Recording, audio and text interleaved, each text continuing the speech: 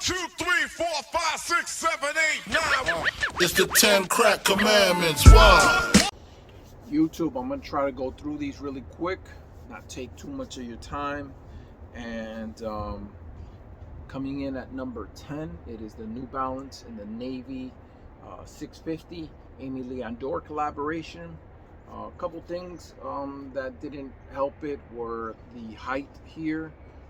The height could have been a little higher, could have ranked these up a little higher, but they didn't bring it back that way. Teddy wanted it this cut, and that's it. And the tongue, just not good. But other than that, I love this whole pre-order thing. So yeah, these were basically a pre-order from 2021, and they were delivered spring 2022. So just super easy to get. Yeah, number 10. Number 9, we have the Fire Red 3s, and I passed on the one from 2013. I've been looking forward to getting these, and I love that they've been giving us that nice shape as the OG, as true as it can be. The elephant print pattern, you know, it's not a black on black. That Nike Air, just everything, trying to get it back to the true specs of the OG, and they did a great job. I feel like this could have been ranked up a little higher, but I like the placement of it, as I do like the other sneakers a little bit more, and just I wore them a little bit more throughout the year. And yeah, you know, Jordans always get love, and I want to just always be biased to Jordan, and I feel like it's a good placement. I feel like it had to be in the top 10. So number 9. Coming in at number 8, it is the Adidas High 84 in Put In Work, and I love this collaboration within the brand, as they scuffed it up and everything. You know, like, I don't know who did this. I said it in the review, like, I don't know, man, this is crazy. Mason Margiela did a collaboration that scuffed up a pair of Reeboks, and you know, they basically did the same thing before they released theirs. So this is great job.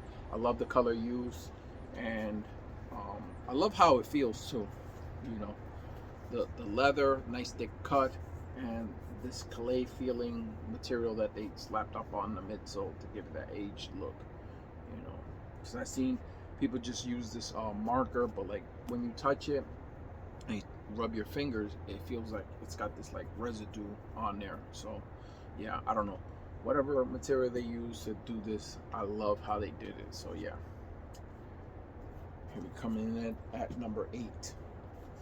Coming in at number 7, it is the Avia 830 in the white and red colorway, and I just love high top sneakers, so that's why you're seeing more of a different couple brands and whatnot. And I just love how clean these are, and the little perforated holes going on right here, the whole vibe, that 80s vibe. And this is like a blend of the Airship and the Air Jordan 1, so I don't know, and with little added features and stuff. And I did like wearing these throughout the year, how it felt, you know, this technology that's still, I don't know, like 35, 40 years old, and it feels really good. Yeah. Coming in at number 7. Coming in at number 6, we have the Air Jordan 1 Low OG in the Zion Voodoo colorway here, and I like the colorway, the colors used, and the materials used, the stitching going on to fixing up, you know, the Voodoo doll little pattern there, upside down, Air Jordan Wings logo, your little skull, more fixing up on the swoosh, on the side, mudguard area, reverse swoosh there, little mini reverse swoosh fire, and upside down Nike Air. And underneath this flap, you got Zion. Just little touches to make this happen. A little bit more different than thought. They try to use as much as they could away from like what Travis was doing. I guess Zion was like, I'm feeling that, but like change everything up. So like that's it. So would like to see somebody else use the reverse swoosh, this upside down wings logo, Nike Air reverse, Nike swoosh here, mini swoosh in the medial sides. Just just change it up completely. See if in the future we'll see that, because I don't know, people think that if they did it, they're the only ones that can do it. So it's got to be, I guess, waited on another 5 years, then maybe people will use it. But if that reverse swoosh does get used, it's more of in collaboration with Travis Scott, so it's kind of like that sucks. But we'll see with all this other little things that he did. So, but yeah, coming in at number 6, the Zion. Coming in at number 5 is the Air Jordan 1 High OG Taxi, and it is colorway that's readily available. Still seeing restocks of these, still feel readily available, and I just been waiting for this colorway for years. Happy they finally released it, and just very wearable. I just love it. And as a person that passed on the shattered backboards, this was like a colorway like, okay, I'm gonna be waiting for the shatters just a little bit more, maybe another 10 years from now. And so but yeah, this will help me till the other ones come back. And yeah, just great job. And feel like they released more of these than they did the Lost and Found. I don't know, that was just a vibe, you would figure. But the demand is not there as much as the Chicago's. So but yeah, happy this was easy pickup, and you can still get these now if you're looking for it, and pay for a decent price. Number 5. Coming in at number 4 is the Air Max 1 in the Concepts heavy colorway, and just love what they did with the sneaker. Just the colors used, the patterns. You got your camouflage there, your paisley bandana print there, your colored embroidered on swoosh there, and then you got your flowers there, your guitar strap here. Just how it all blends, and the denim bleached look and everything, just fire. I love how it works, and the different laces they give you, the sock liner, just very vibey, the whole thing. Wish it could have been a little higher, but I love the placement of it. And yeah, great job. Concepts always knocking it out the park. Coming in at number 3 is the Amama Year 4s. Great job by these guys. They've been doing 1 through 3, and then they dropped the 4, but they started with the 3, went to the 1, then the 2 earlier last year, and then they dropped the 4. A little bit all over the place, but they did a great job. And I love how these released, how they try to get people involved in the community, and you were to get a pair that way. And the way they release their pairs is pretty fair. You just got to be quick, and you're able to beat the bots. And they make a decent amount of pairs. So I love the premium upper that they used on it, the use of Nike Air, the midsole, the sock liner, the little sing behind the heel tabs. They've done that with the 3 as well. Just great job, James Whitner and the Amama Year, people over there that came out with this. Now, one thing, wish they would have added the cell laces, but they wanted to keep it clean and let you rock them like this. But you could go get your own cell laces or take them out from the other sneakers. But yeah, great job. And these are number 3. Coming in at number 2, it is the New Balance 990 V3 in the olive colorway, and it is in collaboration with Jound. And I just love this color green and how it contrasts beautifully against that end, that black end. And you got the cell on the midsole. It's the white little black outsole hits going around. and more of that sail in the midsole, gray hits, just how all the colors work, different shade of green there to give it a little bit of that contrast. Just feel like it worked perfectly. And these were #1 sneaker of the year for pretty much the whole year till #1 came out of nowhere. And because I am a fan of a high top, and this is the #1 sneaker. It is the Reebok Twilight Zone Pump, and they are going by the Reebok Pump TZ. Now the TZ meaning Twilight Zone, so they just shortened it. And there are some things I do not like. It is from what a video that I seen from Rose Anvil.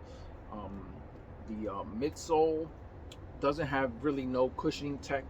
They've removed the ERS system, as this is famously known to have, and they've removed it. It doesn't have Hexalite either. This is just like, it's showing this little piece right there and how it flows with the outsole. But if you watch Rose Anvil, he cuts the midsole and there's nothing in there. It's like a sliver of this little Hexalite material, and it's like, what are they doing? So this is a very cut down in cost sneaker. Like, yeah, you can wear it, it has some comfort in it, but like, it's missing its true designed cushioning system and whatnot. The pump mechanism doesn't work as well. It's very like, why even put it on here? Why do the release? But for me, I love this colorway. I'm happy to have these, and just great job in bringing these back. I'm looking forward to other colorways, possibly more of the OGs coming out. This was shown in advertisements. I don't know if they were out there available. They did have it in the movie Juice. They might have had it as a limited run. I don't know if this was like an East Coast exclusive or something. I don't know. I can't really recall for sure. I always remembered that my brother had something similar to this, but I can't say that it was this one, you know. So I know it was like white and gray, but I don't want to say that it was. But I really like this colorway.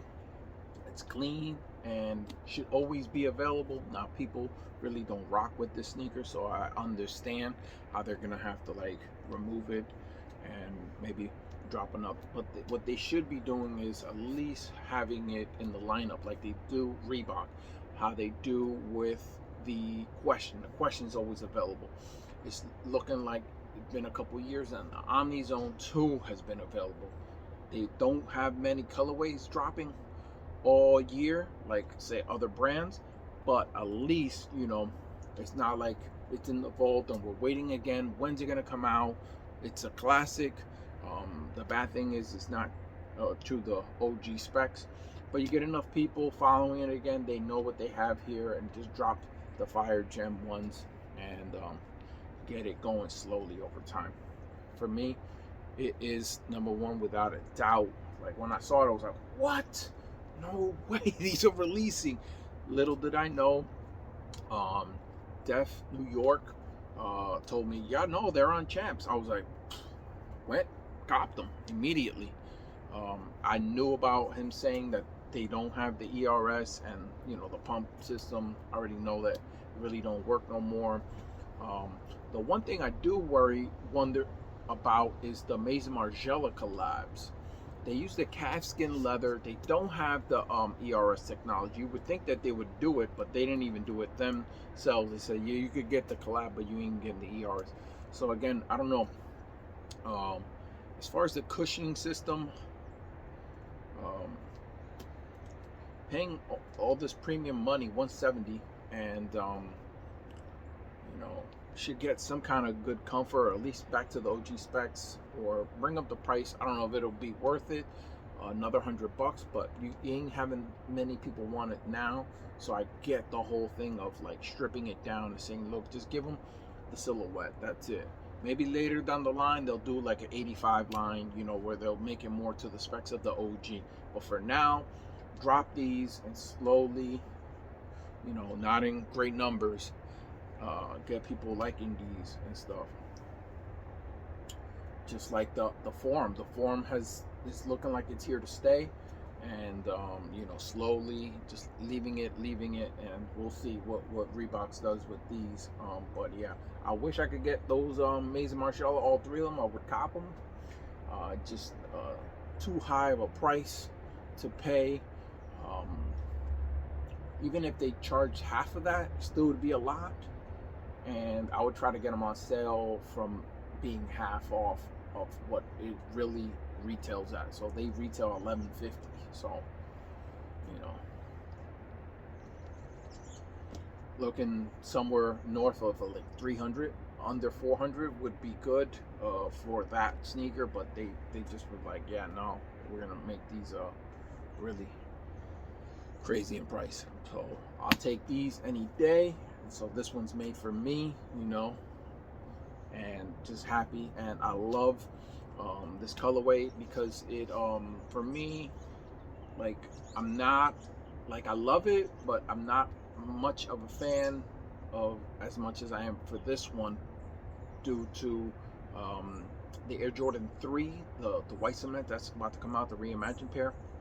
Very clean, very 80s, and the white cement 4, very clean, very 80s, and this came out in the 90s, so it's still like late 80s, early 90s sneaker.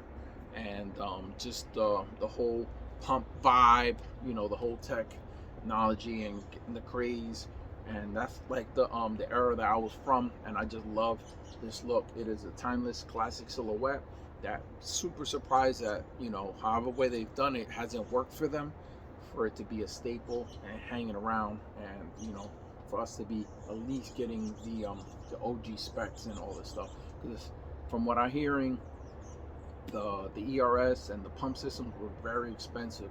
Now I don't know what it is to today's cost, but it'd be up there. It'd be close to like what Kanye was pricing the Wave Runners, the OG 700s, like $300 or something, you know. But yeah. So YouTube, I hope you enjoyed this video, this top 10. And I normally don't do this. Like, I think about it, and then time goes by, and it's like, well, I missed the chance. I should have done it. So, but like, felt like, you know what? Let me do this quick top 10. Got the sneakers out. Decided what not, and did think about doing honorable mentions and stuff, but I felt like it would take away, so I just was like, nah, let me just shoot the video with these sneakers, and that's it, you know. Let's just leave it like that. But I do enjoy when people throw in those honorable mentions, and so I was more of like, I don't want to like take away from these sneakers, that's all. I almost felt like I should do a video on the honorable mentions and then do the video, and I just was like, nah, I'm just doing this and that's it. So I hope you enjoyed this video. It's your boy Logan J, and I'm signing out. Peace.